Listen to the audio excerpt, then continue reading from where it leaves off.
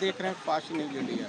आज यहाँ पर नुक्कड़ सभा का कार्यक्रम समाजवादी पार्टी के द्वारा रखा गया था और हमारे सामने जो है समाजवादी पार्टी के कद्दावर और विश्वकर्मा समाज के कद्दावर नेता माननीय पूर्व शिक्षा मंत्री एमएलसी भी रह चुके हैं श्री राम आशीष विश्वकर्मा जी हैं। तो आइए कुछ सवाल को जवाब जानते हैं। सर, एक सवाल आपसे पहला ये है कि पिछला लोकसभा जो चुनाव बीता उसमें पीडीए का जो फार्मूला आपके पार्टी के द्वारा दिया गया या नारा दिया गया बहुत ही सक्सेसफुल रहा, जो कि गठबंधन में 43 सीट और शायद है कि समाजवादी पार्टी की 37 सीट आई है। बहुत अच्छा परफॉर्मर रहा। तो क्या इस उपचुनाव में आप किन किन मुद्दों को लेके लोगों के सामने जाएंगे? देखिए, जो पीडीए जिसको आप कहते हैं वही असली नेताजी का समाजवाद है जी।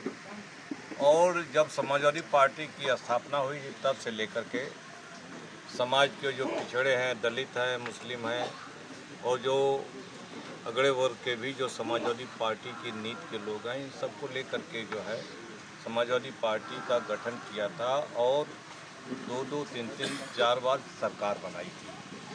तो माननीय श्री अखिलेश यादव जी ने पीडीए का नारा दिया। ये नारा केवल नारा नहीं है बल्कि हकीकत में है। पीडीए का मतलब क्योंकि पिछड़ा, दलित, अल्पसंख्यक, आदिवासी, आधी आबादी, अगड़ा, ये पीडीए का इतना जितना बहुत ही बृहद नाम है। आप जिस सेंस में लेना चाहें आप इसको ले सकते हैं।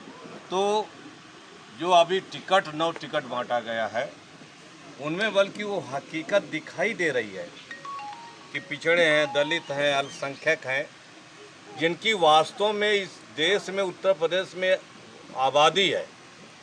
और यही माननीय राष्ट्रीय अध्यक्ष अखिलेश यादव जी ने कहा था कि जिस समाज की जितनी आबादी है, जनसंख्या है, जनसंख्या के अनुरूप उनको अधिकार और सम्मान हम देने का काम करेंगे।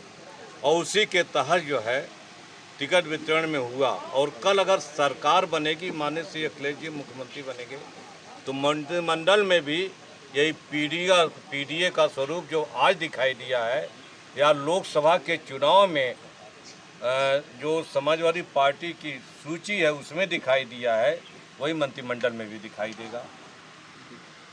जैसा कि अभी इसके पहले बसपा ने अपने प्रत्याशी शिवरन पासी को बनाया था, लेकिन अचानक ही उन्होंने बदल दिया। तो उस पर आप क्या बात रखेंगे कि पीडीए उनके टिकट कटने से और मजबूत हुआ है कि या और कुछ बात? देखिए, बहुजन समाज पार्टी कंफ्यूज है जी। और एक तरह से भारतीय जनता पार्टी की बेटी है जी। उनका लड़ने का मकसद, जीतने का मकसद नहीं है, वो केवल वोटों का बंटवारा करना चाहते हैं। तो प्रदेश का पिछड़ा हो, दलित हो, अल्पसंख्यक हो, इस बात को समझ गया है। बहुजन समाज पार्टी चाहे टिकट बदले या चाहे जिसे टिकट दे, कोई फर्क होने वाला नहीं है। संपूर्ण जो है पीडीए माननीय श्री अखिलेश यादव जी के नेतृत्व में समाजवादी पार्टी के प्रत्याशी मुस्तफा सिद्दीकी के साथ रहेगा और उन्हें जिता करके विधायक बनाने का काम करेगा। जैसा कि चुनाव आयोग 9 सीटों पर ही फाइनल किया है चुनाव कराने का, लेकिन उत्तर प्रदेश में देखा जाए तो 10 सीटों पर चुनाव होना था, जो कि अयोध्या में मिल्कीपुर का शायद चुनाव होना था, लेकिन चुनाव आयोग ने उसको कैंसिल कर दिया, उसको टाल दिया। उस पर क्या मंशा रही होगी, क्या बात रही? देखिए, सरकार को बार बार रिपोर्ट मिली कि मिल्कीपुर विधानसभा वो हार रहे हैं, तो इसीलिए उन्होंने उसका चुनाव तकनीकी कारण लगा करके उसे टलवा दिया चुनाव आयोग से, क्योंकि वो चुनाव जीतने नहीं जा रहे। एक अयोध्या का चुनाव लोकसभा में जीतने के बाद पूरे देश में भारतीय जनता पार्टी की जो है छीछालेदर हुई है। और जिस जो है अयोध्या के नाम पर पूरे देश में वोट लेना चाहते थे, अयोध्या के समाजवादी पार्टी के श्री अखिलेश यादव जी के एक उम्मीदवार अवधेश पासी ने ही उनको अयोध्या में ही धूल चटाने का काम कर दिया।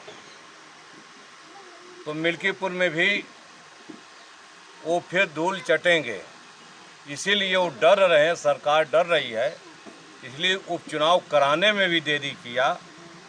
और जो है मिल्कीपुर का चुनाव भी इसी डर से वो नहीं करा रहे हैं।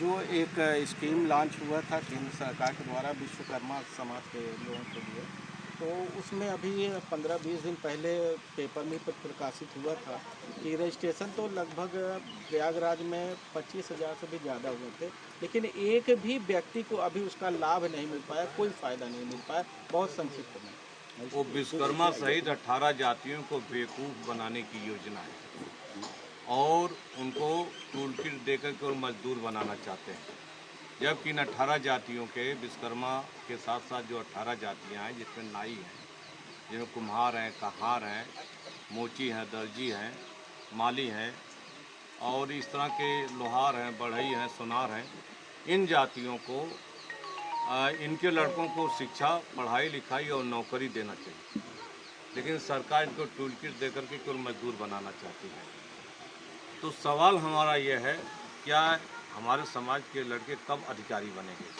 हमारे लोग डॉक्टर कब बनेंगे, इंजीनियर कब बनेंगे, प्रोफेसर कब बनेंगे, आईएएस और आईपीएस कब बनेंगे?